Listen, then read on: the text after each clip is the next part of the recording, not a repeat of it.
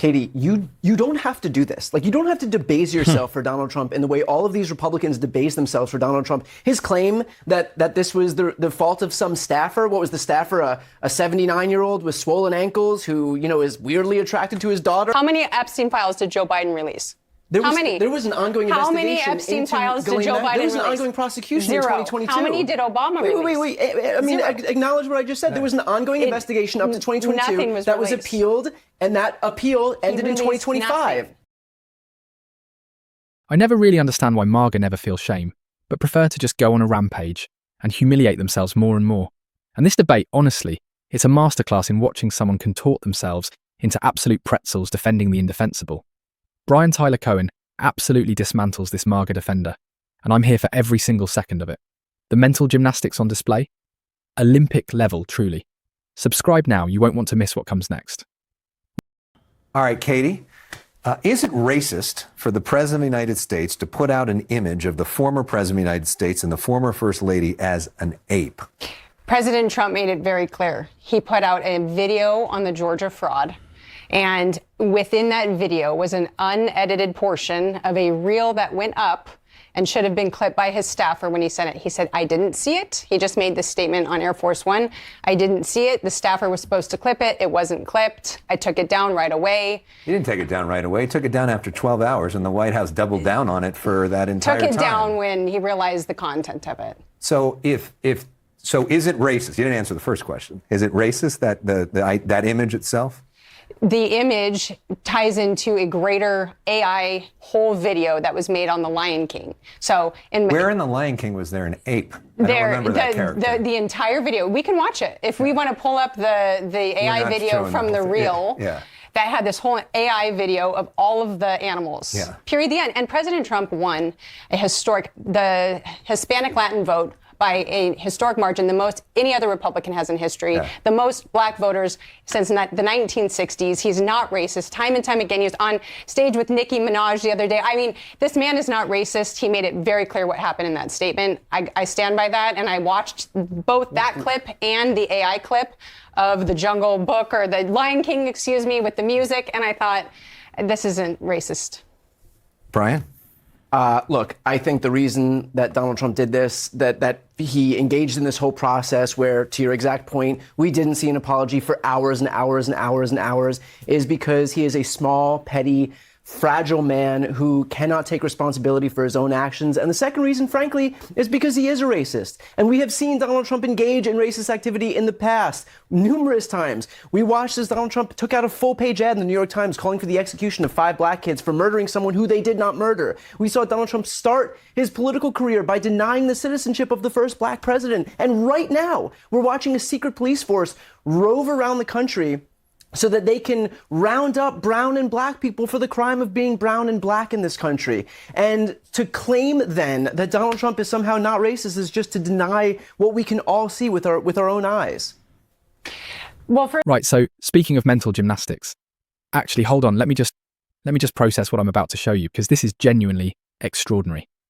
So the defense here, right, the actual defense being offered for Trump posting this image, and we're talking about an image depicting the former president and first lady as apes. Let's be absolutely clear about what we're discussing.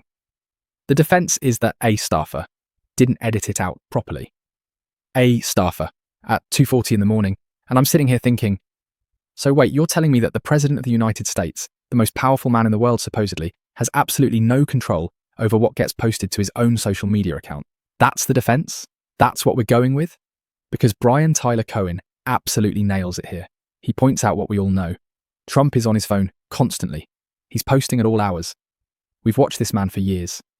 And now suddenly we're meant to believe there's some mysterious staffer handling everything. And here's what gets me. Cohen brings up the Central Park 5. Full-page ad in the New York Times calling for the execution of 5 black teenagers who were innocent. He mentions the birther movement against Obama.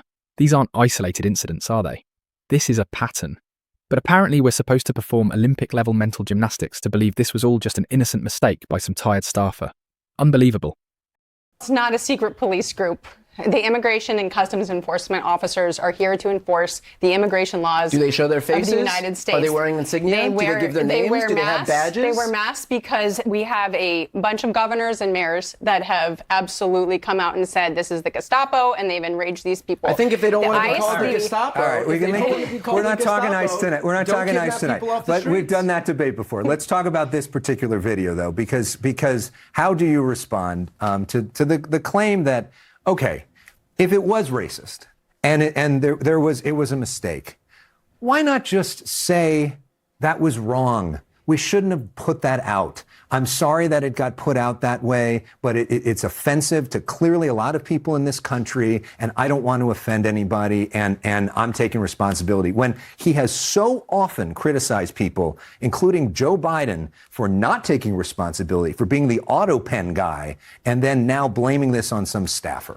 The latter part of his statement on Air Force One, they said, would you be offended? Or he said, I didn't like it. I wouldn't like it either. I mean, this was the question. And did you apologize? Are you sorry? And he said, I'm not sorry because I didn't do anything wrong. He didn't see it, so he's not apologizing for that. And honestly, the amount of information that President Trump intakes from his staff and then goes through, he saw the Georgia fraud, they pass it off to his staffer. This is truly how it works. They clip it up and put it on his Truth Social. I believe his statement, and I don't think he had racist intent in the least. Katie, you don't have to do this. Like, you don't have to debase yourself for Donald Trump in the way all of these Republicans debase themselves for Donald Trump. His claim that this was the fault of some staffer. What was the staffer? A 79-year-old with swollen ankles who, is weirdly attracted to his daughter. Like, we all can see that's the unfair. That's unfair. We all can see the truth. We know there was no staffer. We know that Donald Trump has his phone. We don't know that. We don't know that there was no staffer. He's tweeting it. We don't know. How do we know there's no staffer? He's tweeting it all hours of the night. We have to contort ourselves we have to do mental gymnastics. We could enter the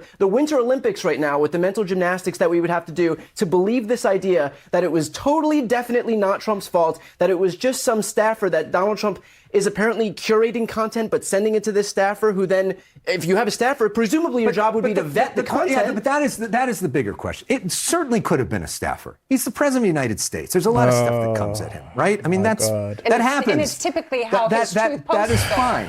But then why not say that was wrong? What accountability is there for the staffer? And by the way, what's the screening process? This is the president of the United States who speaks on behalf of the United States government. And that some staffer has the ability, that would never fly here. We couldn't do that at CNN. There's a bunch of people. And if I did something like that, I would potentially get fired. There's a vetting process. Why isn't there more of a vetting process at the White House? And speaking of accountability, actually, hold on, let me sit with this for a moment. Because this isn't just about one racist image, is it? No, it's bigger than that. It's about a pattern, a systematic erosion of what we used to expect from people in power. Because here's the thing that genuinely baffles me. We've got ICE agents reportedly roving around wearing masks, refusing to identify themselves, and when anyone dares question it, suddenly we're the problem. Suddenly asking for basic transparency makes you un-American. And then, and this is rich, then we get to the Epstein files conversation. Now look, I'm all for transparency. The Clintons, they've agreed to testify, under oath. Subpoenaed, yes, but they're doing it. And what about Trump, the man who allegedly calls reporters piggy when they ask uncomfortable questions? The man who tells journalists to smile more instead of answering? That's your transparency champion. Really? Because there's a rather significant difference between answering questions on Air Force One with no legal consequence and sitting under oath where lying actually matters. And if we're setting precedents here, if former presidents and their associates must testify about Epstein connections, then surely that standard applies universally. The selective outrage is exhausting. 3 million files still unreleased. But apparently we should just let the process tease out.